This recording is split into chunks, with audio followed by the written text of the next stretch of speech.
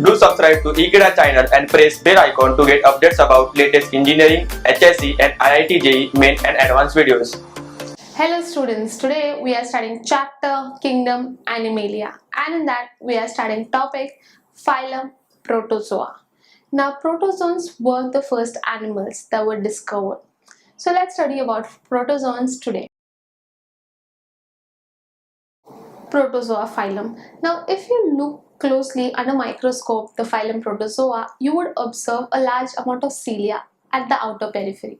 Now this cilia or brush-like borders in protozoa is basically for movement purposes. Also protozoans are the ones that are free living. Mostly they are aquatic in nature. Sometimes they are parasitic just to acquire food or get food. Now they could have for the moment cilia or either flagella, any one of them. Phylum Protozoa. So one of the classiest examples of Phylum Protozoa is Paramecium. And we all know that Paramecium has holozoic mode of nutrition. Basically it engulfs food. It is present in aquatic waters and it is a single cell organism. Basically a kind of prokaryote. So being protozoans, the first kind of animals that were discovered, whether it was Euglena, Paramecium, Plasmodium, any one of them. They are free living and sometimes, especially in the case of Plasmodium, they can be found in groups. Plasmodium vivax that causes you malaria.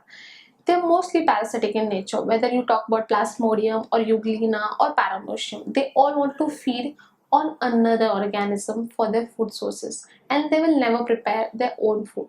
Basically, they are not autotrophic, they are heterotrophic organisms. Now, they can move inside the aquatic system or the terrestrial system by cilia and flagella. They are basically saprophytic or holozoic mode of nutrition. When I say holozoic, it feeds on organism, especially like Paramecium does. With its false foods, it does movement, which is pseudopodia, and then engulfs the food material present in aquatic water. The mode of nutrition or the mode of reproduction in these organisms could be binary fission or it could be budding.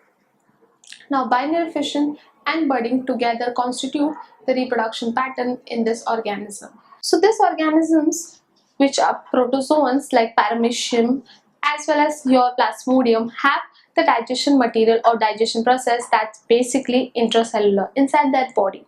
Also they have food vacuoles to store energy molecules. There are ectoplasm and as well as endoplasmic cells present in them. So students, this was phylum Protozoa. And we all here have studied about their characteristics. I hope students, we all are very clear with this concept. Thank you.